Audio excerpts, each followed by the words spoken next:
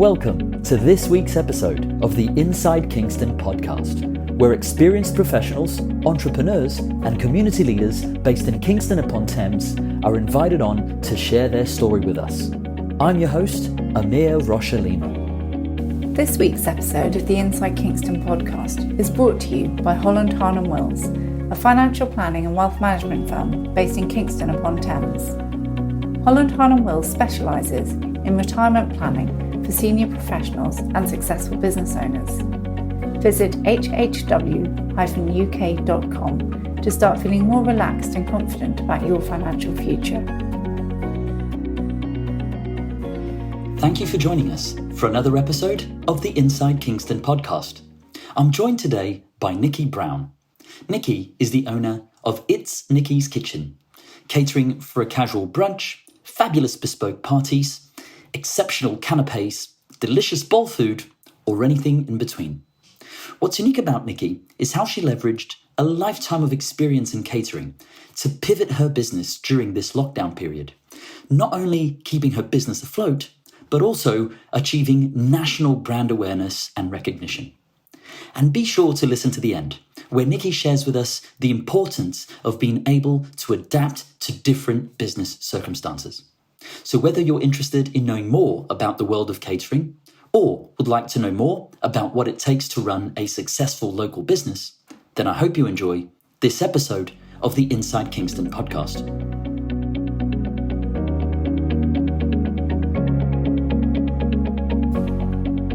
Welcome, Nikki Brown, to the Inside Kingston Podcast. Nikki, I'm really excited about this conversation because I think your business is a great example of how somebody can indeed build a successful local business. And it's great to get a chance to hear from you and to learn from your experience in this journey you've had with your business.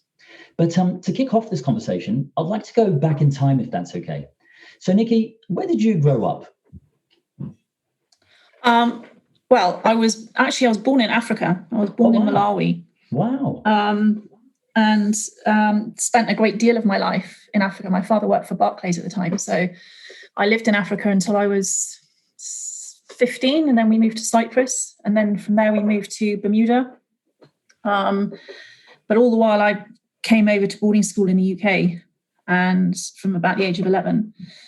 And then sort of stayed here and then sort of moved back and forth to wherever my parents were. And they eventually retired in Zimbabwe, which is where all my mother's family are from. Oh, wow. And that sounds like such an awesome place to have your childhood, Malawi, as well. Yeah, it's a very different upbringing to the sort of one that kids have here. It's a lot more open. And also at the time, there were no TVs, no internet, none of that sort of stuff. So it was a very different life, very much creative, get outside, sort yourself out. Yeah, I can somewhat relate to that. It wasn't as remote, but I grew up in the Midwest of Brazil. So it's somewhat more remote than growing up in London, for sure. Yes. And I've got lovely memories of that. That's awesome. And Nikki, did you go to university? And if so, what did you study? I didn't go to university. When I left school, I didn't know what I wanted to do, to be honest. And I don't know if that came from being so transient growing up and not having a foundation, as it were, in terms of living in one place your whole life. So I found it quite difficult to decide. What I did know was that I liked interacting with people. So I started off doing a course in cookery, knowing that sort of thing would be able to help me go and work with people and learn as I went. And so I sort of started there, and I did a cordon bleu course, and then went on to be a private chef in houses, directors' dining rooms, things like that. And then my business kind of snowballed from there. Not snowballed, grew organically is a better word, better way to say it. But yeah, no, I didn't go to university. I'm not university material. I'm more of a creative, as they say. And, we've had people on the show that have taken a similar path to you, a sort of a more hands-on approach with their education. And that also just suited them better and has led them to build really interesting businesses, and also have that sort of sense of fulfillment when waking up in the morning to go do the thing they actually really enjoy doing and building, So I love the fact that here in the podcast already, we've had all the way from sort of the most academic person to the most sort of hands-on person, and listeners can see that there's successful paths to be built in pretty much any way, shape, or form you can imagine.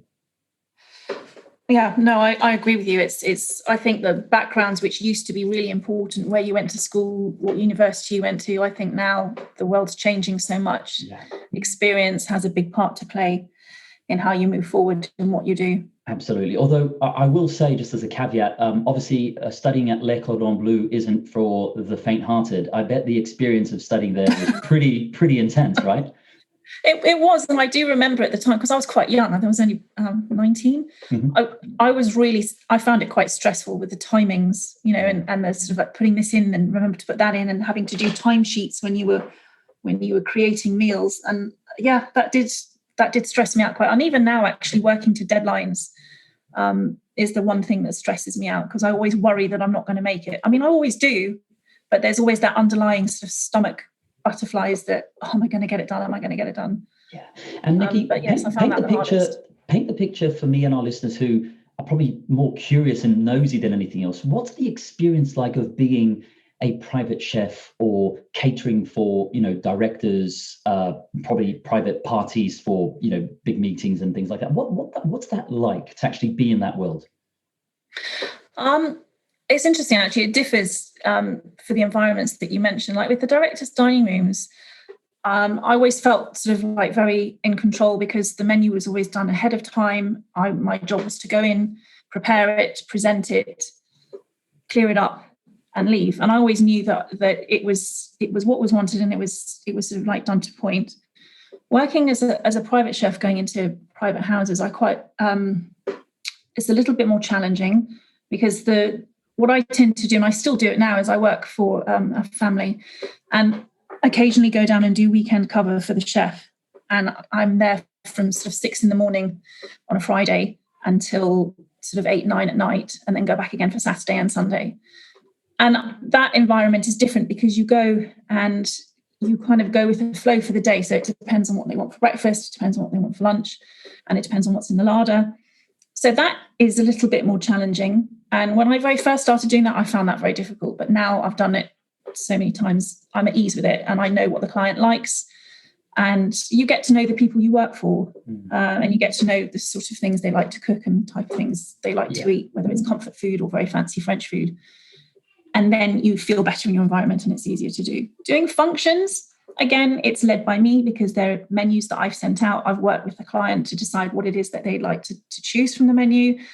We work together with their likes and what's going to work with the time frame. And then again, I go to the client's house and serve it while they're entertaining and get it out there so that they don't have to worry about it.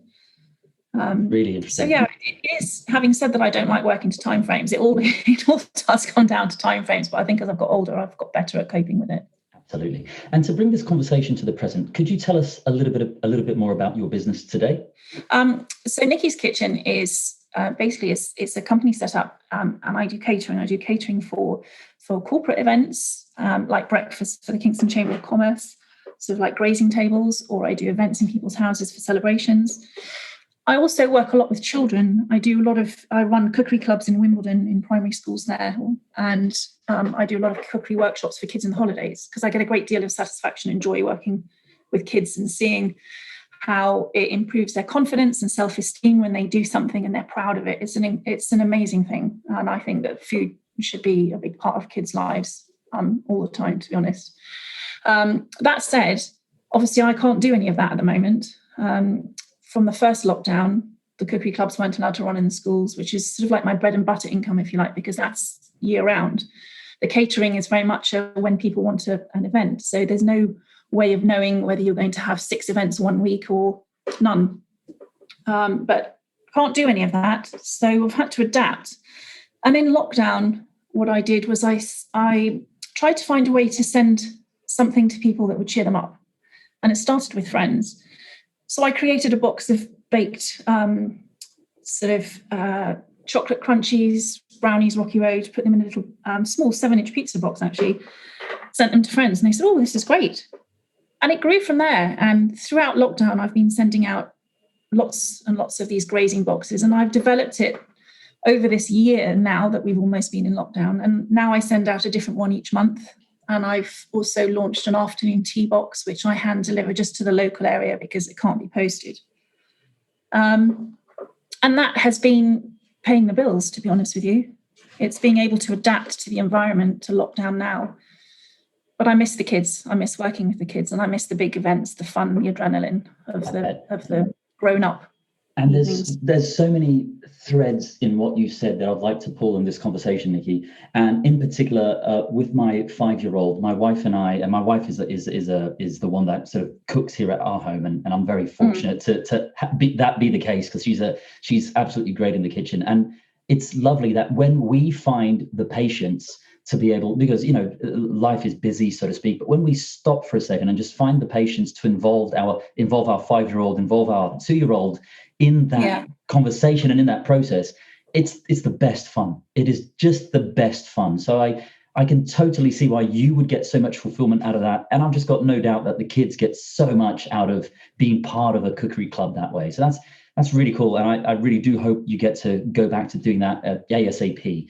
Now, on the baking and biscuits side of things, I find that super interesting what you said there, because that's actually how I found out about you. And I wanted to actually pull that thread a bit further, because I think it's fair to say that you went viral with that biscuit business. And it's incredible for our listeners to get to hear that sometimes an idea starts with just one having to find a way, like pivot their business because of circumstances that were thrown upon them.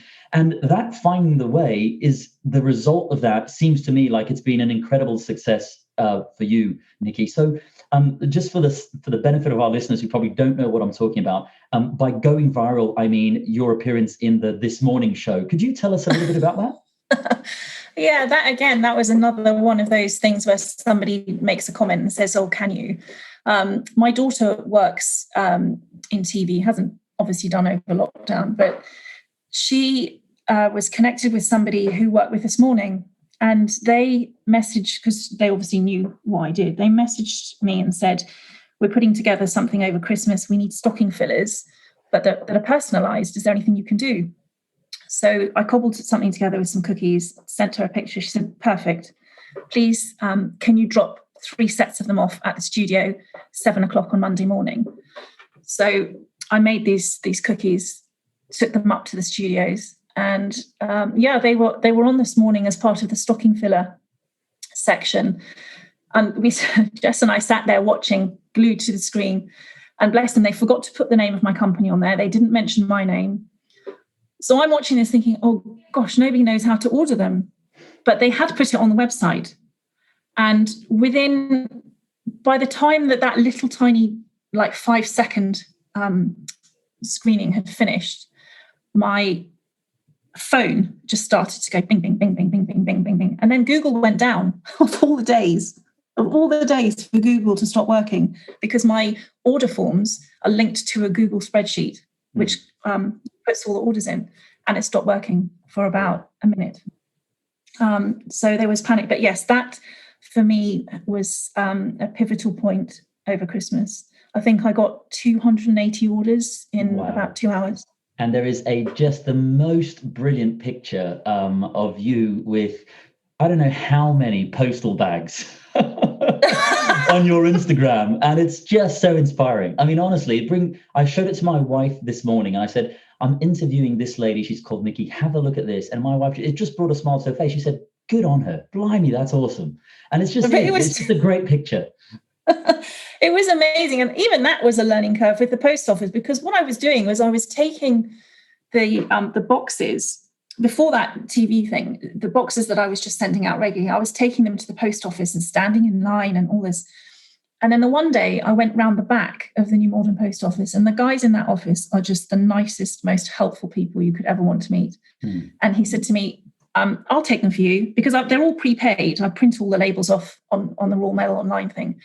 And he said, "Oh, do you need some of our bags?" Because I'm carrying them in my shopping bags.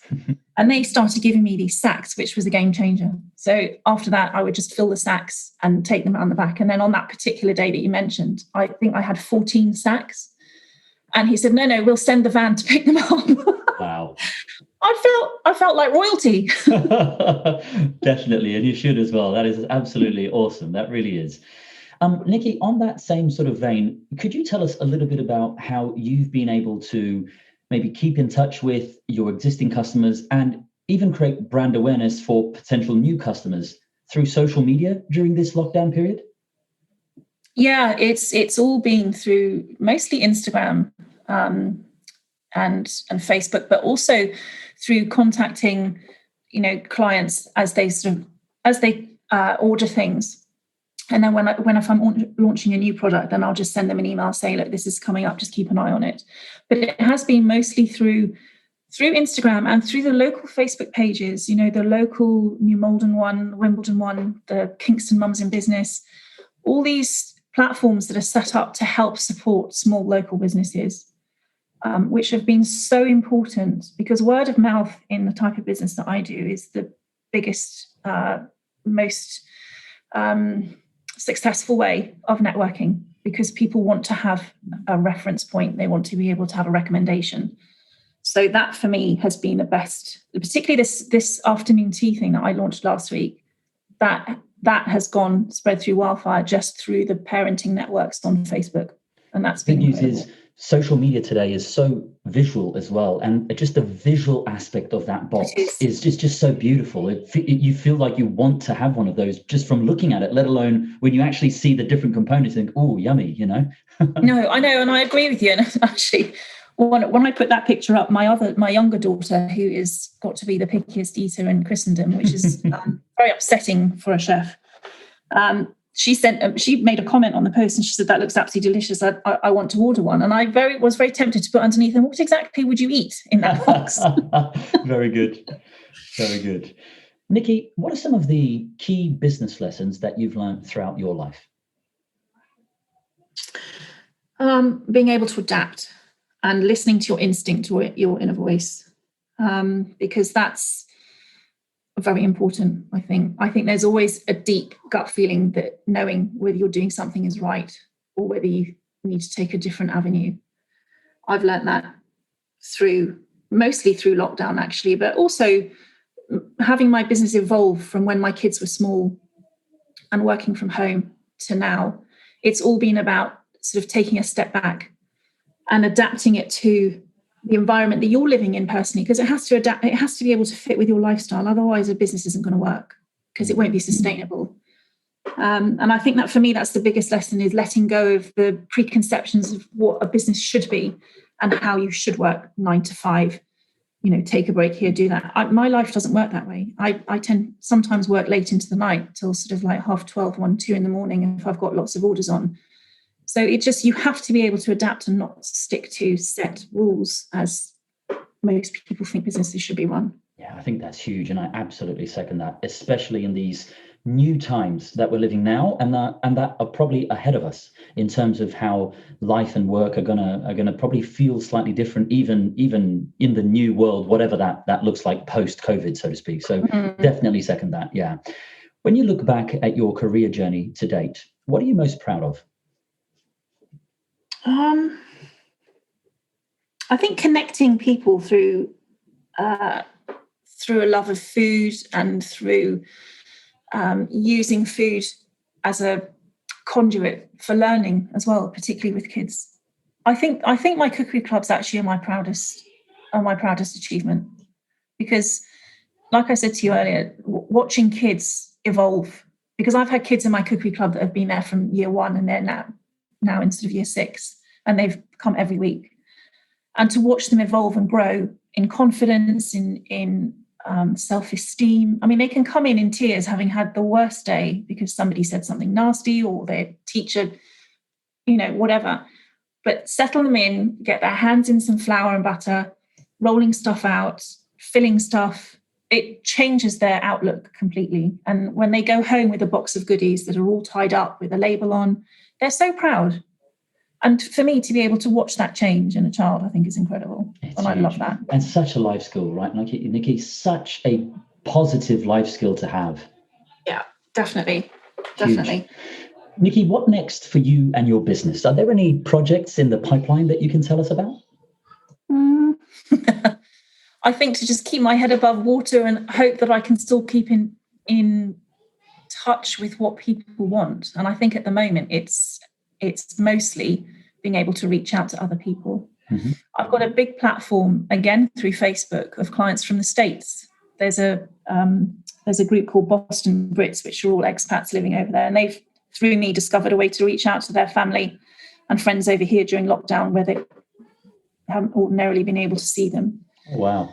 And that's amazing for me to be able to connect people that way. Yeah. And I just want to continue doing that. I've launched a little Valentine's jar this week, which I was going to launch on closer to Valentine's, but actually I think everybody just needs a hug and a bit of love at the minute. So we've put them on the website early so that people can just send a little box of love and hugs in the shape of cookies. And it's that connecting, it's that reaching out and being able to let somebody know that they're being thought of. And I think that's just so important. Not even now, just all the time. Absolutely. Exciting times ahead. I hope so. It's been tough. Lockdown's tough for everybody. No doubt. As we start to wrap up, I'd like to ask you a few quick fire questions that our listeners are always interested in. So, Nikki, what do you do to relax outside of the office? Have someone else do the cooking. I love when we're allowed to going out to eat. I love going to the local restaurants, local places like Wych Elm and the Canby Arms, and just sitting, enjoying other people's company, enjoying a glass of wine, enjoying nice food. That to me is really special, and it's such a relaxing way to just unwind and be out of the environment where you work. Absolutely. It's important to change environments, I think. Yeah, huge. And I absolutely second that. I think anybody that's listening to this, previous to COVID, that might have felt like such a day-to-day mundane experience. And it's so valuable, isn't it, Nikki? It's just so it really valuable. is. That human contact. Yeah, absolutely. I'm with you on that. Are there any books that you've recently read that you would recommend to our listeners? I'll be honest with you, I haven't had time to read a book since I went on holiday in the summer. I'm not surprised. I've just been having filled all those Royal Mail sacks with biscuits. I'm a big fan of Fern Cotton's books, I'll be honest. Mm-hmm. The sort of very basic truth books, learning to listen to your inner self, which I think is really important because it guides you in the right direction all the time. And that's given me confidence as well to move forward. Absolutely. So I think her books are very good in terms of that. Yeah. And are there any movies or TV shows that you've recently watched that you would recommend to our listeners? Bridgerton, brilliant. Fantastic series. Have you seen it? No, that's just come up on my radar. And I actually heard a Radio 4 interview with the main queen. I think I'm getting that right. And it was really interesting. Oh, it's such a good series. I loved it. Absolutely loved it. Oh, really good. That's really good. Yeah. And Gordon Ramsay's Kitchen Nightmares is always a good thing to watch, make you see what it is that you shouldn't be doing. Exactly. Yeah. I thought you were going to say that last bit of that sentence there. Finally, where can people go to find out more about you and your business? My website is probably the best place, which is itsnickyskitchen.com. There's all the information you need on there. My Instagram account is much more colourful, has a lot more pictures, a lot more up to date. There's recipes every Friday posted on there for people working at home with their kids. So there's pictures and recipes on there for you to follow. And the Instagram is also It's Nikki's Kitchen. Mm-hmm. And for the benefit of our listeners, I'll make sure that I add those links to the show notes. Thank you. Nikki, thank you for joining us here on the Inside Kingston podcast. It's been a pleasure getting to know your story. Thank you so much. It's been a pleasure talking to you. Thank you for having me. That wraps up another episode of the Inside Kingston podcast. Make sure to check out our guests' website, pay them a visit, and help spread the word about what they're doing. If you have any questions or know someone who should be a guest on the show, please feel free to get in touch. I would also love it if you could go to iTunes and leave us a review and a 5-star rating. We work hard to bring on some great guests, and getting a review from you is one way to help the podcast rate well on iTunes so that others can find and enjoy the show too. Thanks for listening.